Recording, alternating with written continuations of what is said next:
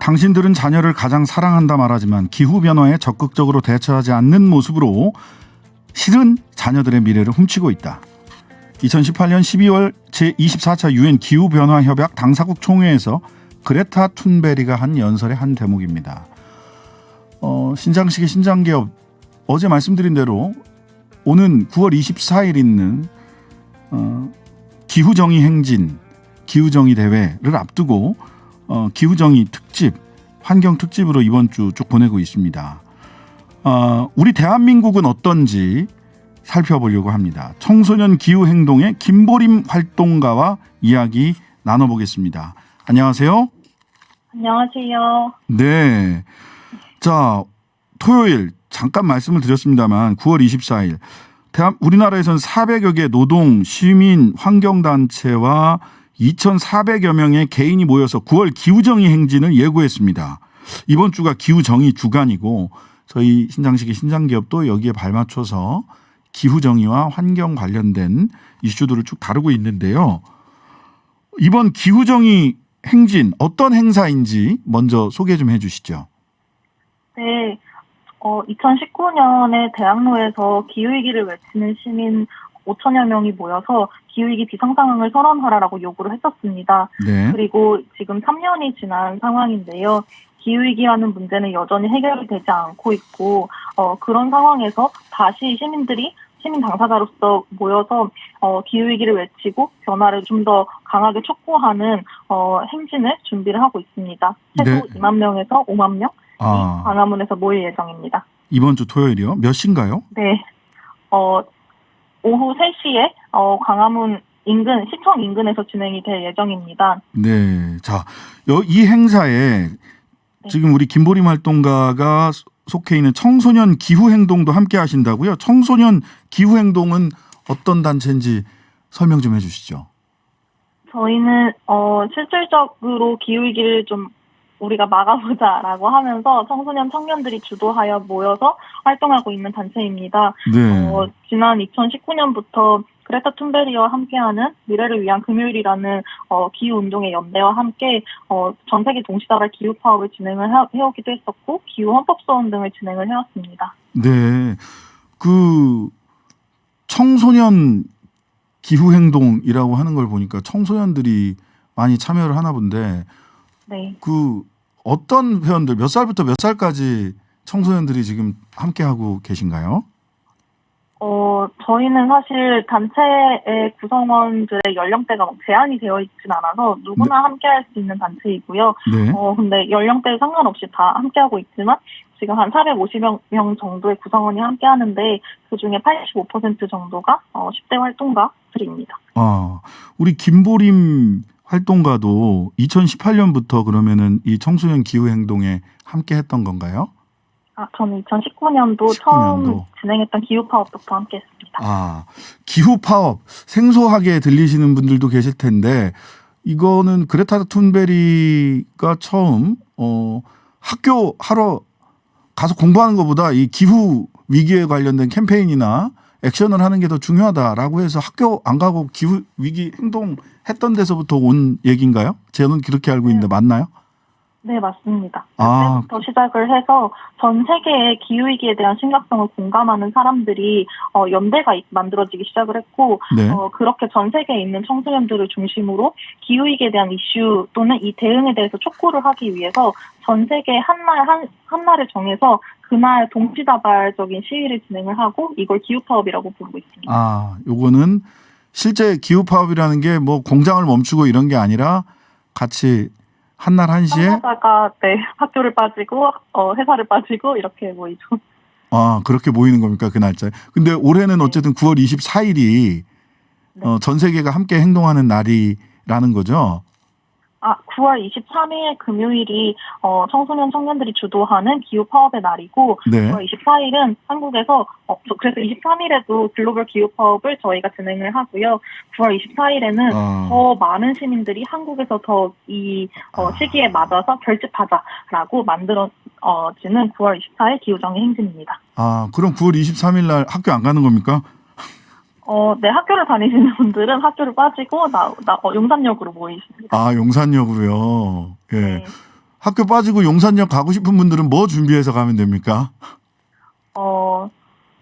편안한 마음과 예. 하고 싶은 말들을 발언으로 만들어 오시면 좋고, 피켓 만들어 오시면 재밌게 함께 이제 대통령 사무실로 행진을 하려고 9월 23일은 용산역에서 모이거든요. 그래서 네네. 즐거운 마음으로 오시면 될 것 같습니다. 9월 23일은 기후파업, 전 세계적인 기후파업, 학교 등교하지 않고 회사 나가지 말고 용산역으로 모이자. 9월 24일은 더 많은 분들이 광화문 광장에서 오후 3시부터 함께 기후정의 행동을 하자.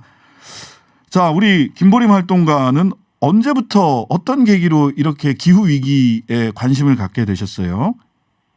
저는 개인적으로는 환경에 관심은 많았던 사람이긴 한데, 그래서 개인적인 실천을 정말 좋아하는 사람이었거든요. 네네. 근데 2018년에 폭염이 정말 크게 왔을 때, 네네. 저는 서울에서 평생을 살았고, 오래된 빌라에서 에어컨 없이 잘 살고 있었는데, 네네. 그런 폭염이 닥쳤을 때, 이 폭염 안에서 내가 너무 취약하다라는 것과, 제가 너무 더웠어요? 이렇게 너무 더웠어요, 그날? 너무 덥고, 이게 그냥 낮에 더운 정도가 아니라 밤에 열기가 빠져나가지 않아서 잠에 못 드는 정도였었고, 그런데 뭐 정부에서는 실내에 머물러라 이런 대책들이 그냥 발표가 됐었죠. 맞아요. 실내에 네. 있으라고 그랬어요, 그때. 예. 네, 맞아요. 근데 실제로 저희 집과 비슷한 환경에 사시던 분이 그런 상황 안에서 돌아가시는 일들이 뉴스를 통해 보도가 되고, 저는 되게 당황스러웠던 것 같아요. 네. 가족 한 명 내 힘으로 지키지 못하는데 이 위기가 실제 삶에 닥쳤을 때 너무 할 수 있는 게 없구나?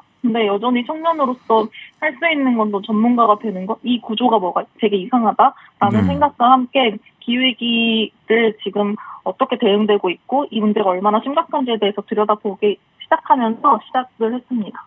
너무 더워서 시작하셨네. 그러니까 네, 그렇죠. 이 더위를 이길 수 없다. 이거 나 혼자 어떻게 에어컨 사서 달고 선풍기 사서 이겨낼 생각을 보통은 할 텐데, 야, 이거 기후 위기가 심각하구나. 내가 이 더위를 이겨내기 위해서는 기후 위기와 관련된 대응 활동을 해야 되겠다. 이렇게 생각하기 쉽지 않았을 것 같아요. 에어컨 살 생각 안 하셨어요? 에어컨 살 생각도 하긴 했지만 그건 정말 일시적인 개인의 대처인 거잖아요. 네. 그때 그 폭염을 마주했을 때는 뭔가 구조적으로 이상하다라는 생각이 되게 이상하다. 많이 했고, 예. 네. 보통 우리는 작은 실천을 하면 세상이 바뀔 거야, 안전해질 거야라고 그렇죠. 저는 항상 들어왔던 것 같은데, 네. 그러면서 기후변화를 저는 관심을 항상 가지고 있었는데, 네. 실제로 폭염이 닥쳤을 때는 이 변화가 뭔가 목숨의 위기거나 아니면 야외에서 노동을 하는 가족의 위기가 되거나 그 상황이 되게 모순되고 이상하다라는 생각을 하면서 이 문제를 좀 더 들여다보기 시작을 했습니다. 그러셨구나. 자, 얼마 전에 더위도 있었지만 얼마 전에 수도권에서는 폭우와 태풍, 흰남노 등 기후재난을 지금 몸소 겪고 있는 것 같아요. 이게 뭐 태풍의 발생 지점, 경로, 크기, 태풍의 강도 이런 것들이 기존의 태풍과는 비교할 수 없고 예측하기 어렵다라고 하는 이야기들을 그런 평가들을 많이 했는데 이게 그래서 기후위기는 미래 세대의 문제다라고 생각을 했었는데 지금 당장 보면 그런 것도 아닌 것 같아요. 당장 가장 시급한 기후 문제 뭐라고 보십니까? 기후위기는 사실상 미래 세대만의 문제가 아니라 더 취약한 사람 그리고 덜 취약한 사람이 있는 그런 모두가 취약성을 가졌지만 그 영향이 어떻게 닥치냐가 다른 문제이고 결국에는 이걸 제대로 대응하지 않았을 때는 사회 양극화나 불평등이 더 심화되는 데 일조하는 문제인데 여기서 문제인 것은 사실 이게 개인이 혼자서 이런 재난이 닥쳤을 때 혼자서 노력해서 벗어날 수 없는 규모의 그런 위기인데도 사회가 그런 개인의 취약성을 끌어올리거나 개인이 버텨낼 수 있을 만한 사회적 안전망을 만든다거나 아니면 이 위기가 심각해지지 않도록 이 위기를 막아내는 어떤 대응을 한다거나 하는 것을 하지 않고 지금까지와 같이 탄소를 열심히 배출하면서 누군가는 자본을 늘리고 누군가는 이 영향으로부터 목숨을 잃고 하는 이 모순된 구조를 어떻게든 유지하는 걸 아직도 이어가고 있다라는 게 그러니까 정치의 대응이 부족하다라고 할 수 있겠죠. 그게 가장 심각한 문제라고 생각을 합니다. 예, 결국 정치 문제인 것 같아요. 정치와 제도의 문제인 것 같은데 그렇다면 이번 기후파업 23일 날 기후파업 그다음에 24일은 기후정의 행진 요구사항이 뭡니까? 기후정의 행진에서 9월 24일 기후정의 행진에서는 더 이상 화석연료 체제를 유지하는 게 불가능하다. 그리고 모든 불평등을 끝내야 한다. 그리고 기후위기 최일선 당사자의 목소리가 커져야 한다라는 이야기를 하고 있고요. 네. 9월 누구를 향해서 하는 거죠, 이게? 누구를 향해서? 정부와 탄소 배출을 통해 여전히 자본을 늘리는 기업을 향해서 이야기를 합니다. 네네. 그리고요. 23일 기후 파업 때는요. 예. 네, 9월 23일 글로벌 기후 파업에서는 실제 정부가 지금 온실가스 감축 목표라는 이름으로 국가의 그 탄소 배출을 어떻게 줄여나갈 것인가라는 계획을 짜는데 이 계획 자체가 기후위기를 막지 못하는 3도 4도 이상의 되게 부정의한 목표로 설정이 되어 있다 보니 네. 당사자의 삶을 지킬 수 있는 감축 목표를 정하라라는 이야기를 일단 하고요. 네. 또 한 가지는 더 취약한 사람들이 안전할 수 있도록 최소한의 조치를 취하라고 요구를 합니다. 더 취약한 사람. 예. 어떤 네. 사람들이죠? 예. 예를 들면 폐쇄되는 발전소의 노동자들이나 농민이나 어민들, 주거 취약계층 등의 사실 기후위기를 막는다라고 하는 게 단지 탄소를 줄인다는 걸 의미하는 게 아니라 어떻게 줄여나갈 것인가, 어떻게 이 지금의 구조를 바꿔 나갈 것인가라고 했을 때 우리가 하는 그런 사회의 전환이 또 누군가에게는 누군가를 배제하거나 위기가 되지 않도록 하는 게 결국에는 기후 정의이자 또는 정치의 역할이기 때문에 네. 그런 사회 안전망을 만드는 것을 함께 강하게 이야기하고 있습니다. 네. 기후위기는 미래 세대가 아니라 현 세대의 취약한 사람을 더 취약하게 만든다라는 말이 저는 굉장히 기억에 남는데요. 9월 23일 글로벌 기후 파업 그리고 9월 24일 기후정의 행진, 대행진까지 우리 방송 듣는 시민들께 마지막으로 하시고 싶은 말씀 있으면 좀 전달해 주시죠. 네. 9월 23일 용산역 광장에서 11시부터 1시까지 글로벌 기후 파업이 진행이 됩니다. 그리고 9월 24일에는 서울시청역 7, 8번 출구 앞에서 3시에 기후정의 행진이 진행이 되는데요. 이 행진 그리고 기후 파업이 진행되는 이 운동의 흐름을 꼭 주목해 주시고 또 함께 하실 수 있다면 함께 해주셨으면 좋겠습니다. 기후위기를 막을 시간 자체가 얼마 남지 않았고 사실상 지금의 어떤 변화가 있지 않는다면 더 이상 돌이킬 수 없는 지점을 넘었을 때 그때 해결하기에는 우리가 그때는 할 수 없기 때문에 지금의 골든타임을 지키기 위해서 함께 주목해 주시고 행동해 주시면 좋겠습니다. 네. 지금까지 청소년 기후행동 김보림 활동가였습니다. 감사합니다. 네, 감사합니다.